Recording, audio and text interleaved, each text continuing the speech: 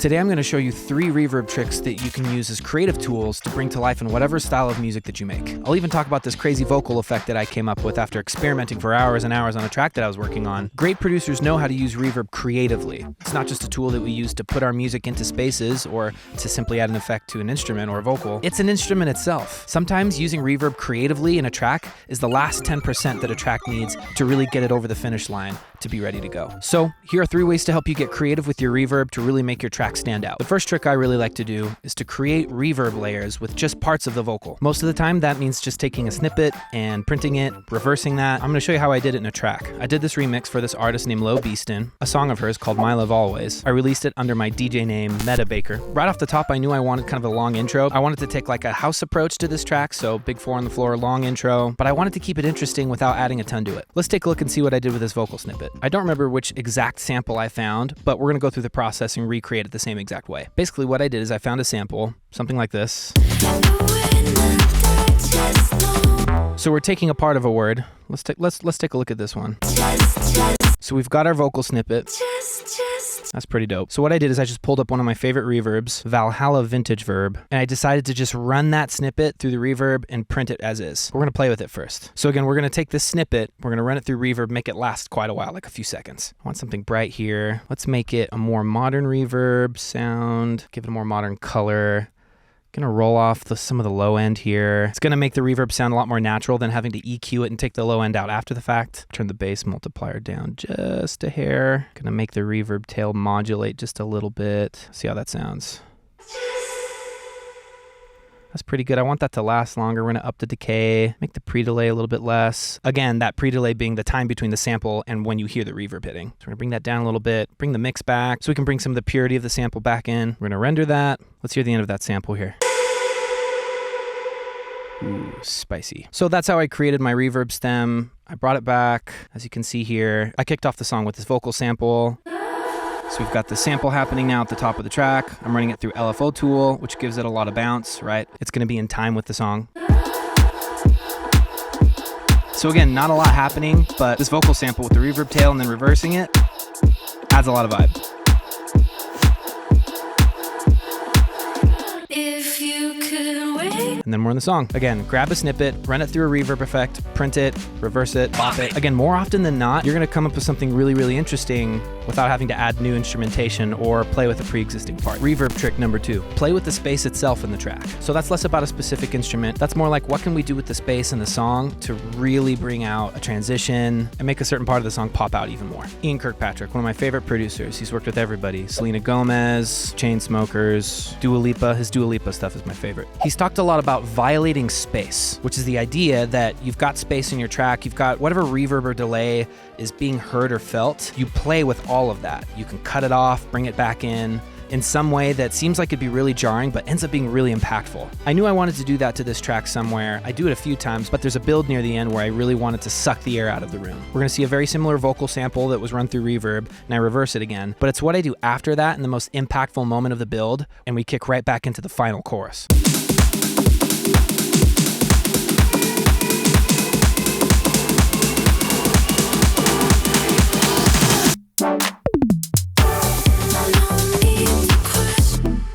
So as you heard, really, really big build. Instead of the build just going right into the final chorus, we sucked the air out of the room, we automated the reverbs and delays out and just brought them right back in. Notice down here, I've got my big room verb happening, I've also got my smaller verb, and we just automated both of them in and out in those 3 beats of the first bar of the final chorus.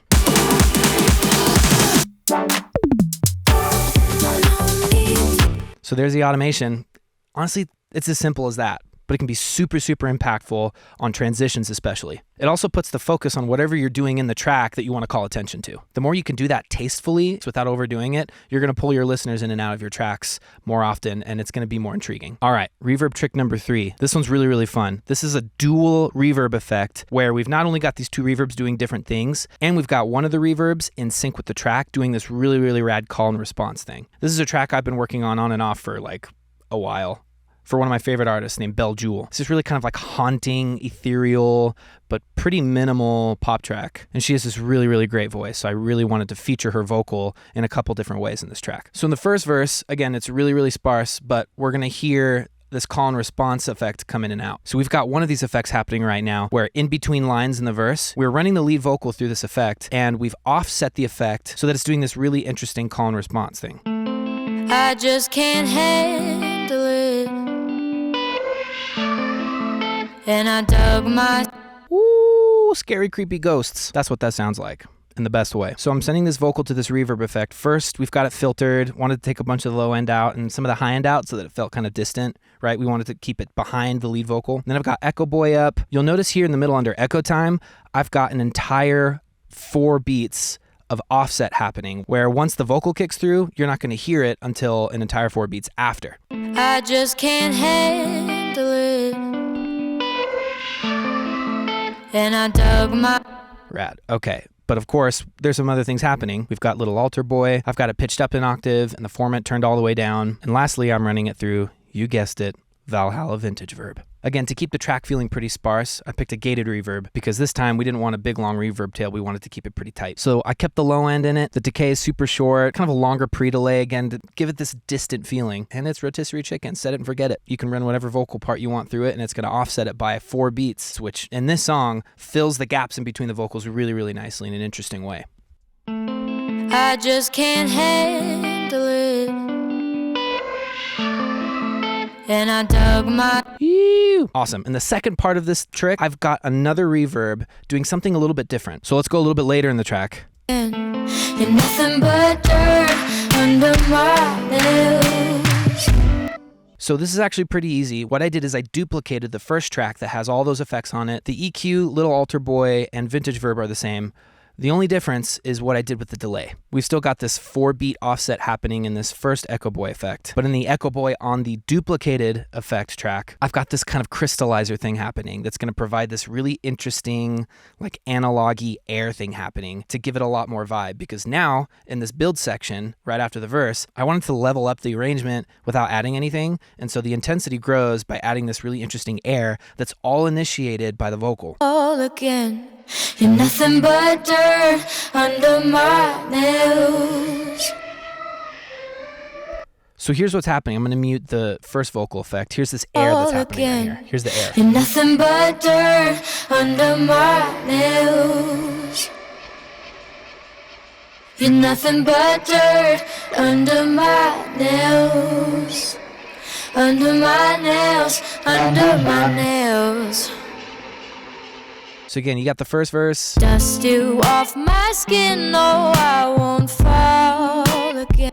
Pretty chill, but then we go to this next section. We wanted to give it some more build. There's some more percussion happening. There's a couple extra things happening, but overall, the energy goes up because we've added this layer of vocal delay and reverb that's giving this really kind of like interesting, chaotic, ghosty thing that's happening. Under my nails. You're nothing. Again, more interest, more energy, without adding anything to the arrangement itself. Just these 2 parallel reverb and delays that are adding a ton of vibe to the track. Again, you don't have to do this exactly. I put it together this way because the song needed it. I felt like it was what this track needed to increase the energy without overdoing it on the arrangement itself with new instrumentation or even new vocals. Again, what's most important is you're going to want to tailor your vocal effects to whatever the song calls for. Again, reverbs and delays are basically their own instruments when you dive in and get creative with them. I would say the main thing that I kept in mind with this final trick is not to overdo it with layering too much on top of each other. That first call and response effect kind of fit pretty nicely like a puzzle piece in the arrangement. Same with that second effect that provided the really kind of chaotic air thing happening. That kind of fit in its own lane as well. They weren't stepping on each other's toes. They each had their own space in the arrangement and in the mix, and it's going to make each part stand out even more. Let me know in the comments down below how you use reverbs and delays. I'd love to hear more about the music you're making and how you use stuff like this in your tracks. If you like this video, hit the like button and subscribe for more music production videos and music industry videos. Peace!